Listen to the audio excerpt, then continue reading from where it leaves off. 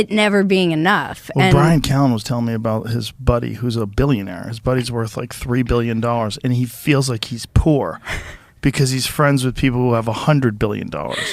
Yeah. Like, imagine. No, I mean, when I was dating this very wealthy guy who is like probably half of a billionaire, like 500 millionaire, and we were in Saint-Tropez, and he felt poor.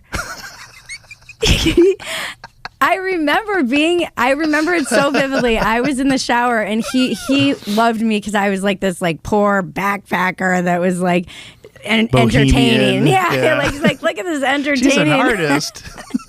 He wanted me to be like his pet monkey that came around and just like made him laugh.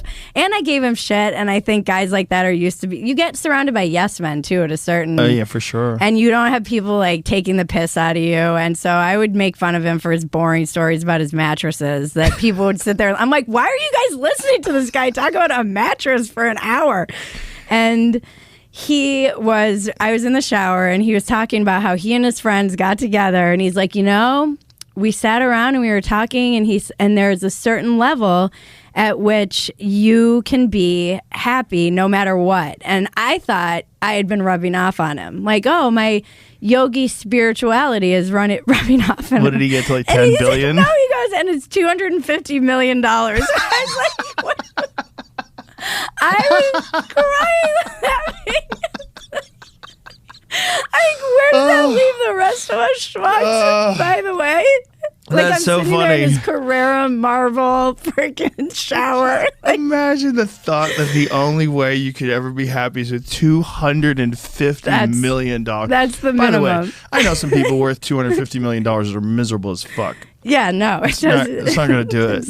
It's not going to do it at all. It's not. I was like, I'm sorry. Where does that leave people like me? No. I think you need a few things. You need your health above and all. Yeah, it doesn't matter how rich you have are. your health. That's number one. Mm-hmm. Number two is you have to have friends. If you're just like the man and everybody's kissing your ass and you're the head of this giant business and you live in a bubble and you're not happy. That's not happy. Happy is you have to have colleagues. You have to have companions, comrades. You have people that you're like them. You get to hang together, go to dinner and laugh and hug each other. Yeah. Have fun. Yeah. Enjoy your life. I was thinking about even the other night in the green room, like it's like everyone takes the piss out of each other. Yes. It doesn't fucking matter what level you're at, who you are. Everybody's talking shit. It keeps everybody, it doesn't matter. Like you can walk out that door and be very famous, but in that room, it's just comedians talking shit. Yeah. And it's a beautiful environment to keep your head straight. it's necessary, I think, too. And it is like, even though you might think you want yes men all around you, I think what I've learned even just from being around rich guys who I talk a lot of shit to is they don't really want that. No, it's uncomfortable. You don't want yes men around you. You want people that are making fun of you. And also, how are you gonna, like, you need people to push back. Yeah.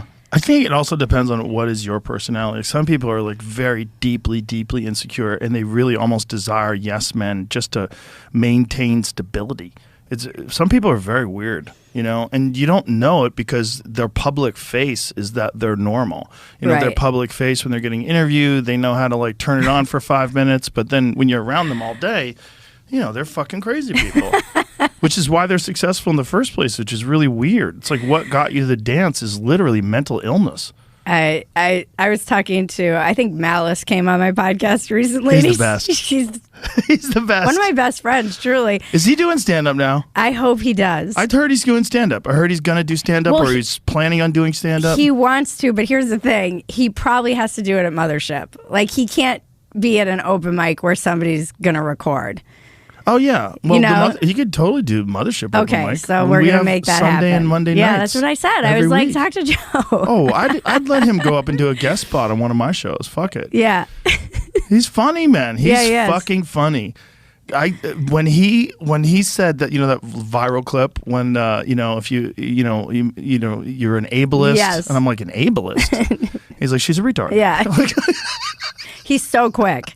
Oh, his timing is excellent. He's such a smart guy. Yeah. He's so fucking, except when it comes to like the whole anarchy thing.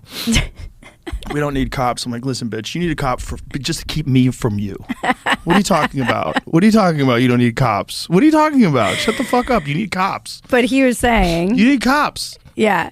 I don't want to hear that nonsense. No, I mean, I don't want to hear that no law and order nonsense. Shut the fuck up. I just am like, where are you in this hierarchy? Yeah, you're dead. You're dead. I'm going to steal your food on day one. Shut the fuck up. First round of the purge, you're gone. What the fuck is wrong with you? You need cops. I feel like I'm at least second round of the purge, but... Are you armed? Yeah. Yeah, well, that's important. So it's at least second. Yeah. Maybe not. Do you know how to use it? Yeah. Do you train? I do, yeah. Okay, yeah. that's good. Yeah. I don't want to be one of those like... Yeah, no. That's why I taught my kids how to shoot when they're very young. Yeah, I think you got to teach them firearm safety, how never have your finger on the trigger unless you're trying to shoot something. Yeah. Ever. Ever. Don't hold the gun with your finger on the trigger. Always point it away, even if it's not loaded. Point it away from people. Point it at the ground. Point it away. If people are around, point it in a direction where there's no human beings. Yeah. Understand. Always check and see. Yeah, always check and see there's not a bullet in the chamber. Yeah. This is how you rack it. This is how you do it. Yeah. It's like, you should know how to use them. Just because if, God forbid, something ever happens that's horrible, your house gets broken into, and, Yeah. You have the ability to preserve your life. My fear was always that I'd be in a situation like in the movies where somebody's wrestling with someone and then they kick the gun over and I'm the girl standing there and I'm like, how's this fucking? What are these buttons and switches? And the magazine pops out. Like fuck. And you pull the trigger, but it's not around the chain. You're like, how does this fucking thing go? And then there is, and I accidentally shoot the hero. Oh, that happens. That happens. People panic. If you're not used to like high pressure situations and you expect to be able to shoot somebody, Jesus Christ. Oh, so Malice. Anyway, the reason I brought him up, he was talking about how he didn't realize how many people in podcasting were mentally ill. Well, in everything. But yeah, podcasting for sure, because, there's a lot of people that aren't performers that are in podcasting. I think they're even more mentally ill because those are the people that are like deep in the fucking social media comments all day and seeing people shit on them, and they're out of their fucking minds.